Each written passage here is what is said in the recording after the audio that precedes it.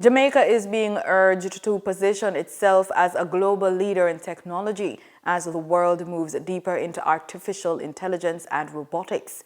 The call is coming from President of the University of Technology, Jamaica, Dr. Kevin Brown, who says the decisions made in education today will determine whether the country leads or falls behind in the future workforce.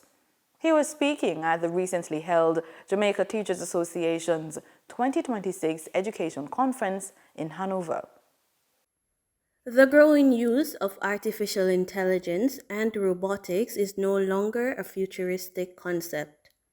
President of the University of Technology Jamaica, Dr. Kevin Brown, says Jamaica must act now to keep pace with global technological change. So technology is reshaping the workforce, and it will redefine the workforce of tomorrow. So if we look at Jamaica in 2050, right? If we imagine Jamaica in 2050, I just have a couple of questions. What kind of economy will we have? Notice I've gone past the Vision 2030, right? Because that is happening tomorrow. I'm looking at 2050. What kind of economy will we have? What industries will drive our growth? He's urging the country to shift from simply using technology to designing and producing it locally, powered by Jamaican talent.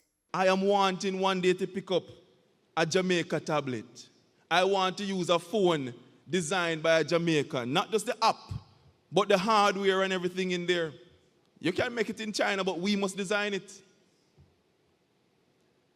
When will we have the courage, the determination, and the vision to lead in technology and not just consume it? We are fast adopters of technology in Jamaica now. But the brain power I have at UTech tells me that we can go further. The bright students I have at UTech tell me that if given the opportunity, they can lead these industries. Dr. Brown says the education system must lead that transformation by ensuring every school is digitally equipped and teachers are trained to use modern tools.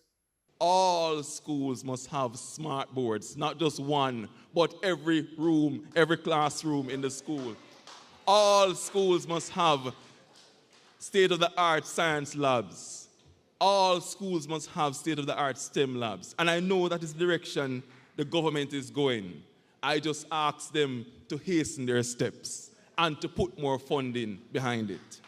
Education leaders say the future of Jamaica's economy depends heavily on how quickly the country modernizes classrooms and equips students with the skills needed for a digitally driven world. Reporting for the news on PBCJ, I am Danita Rodney.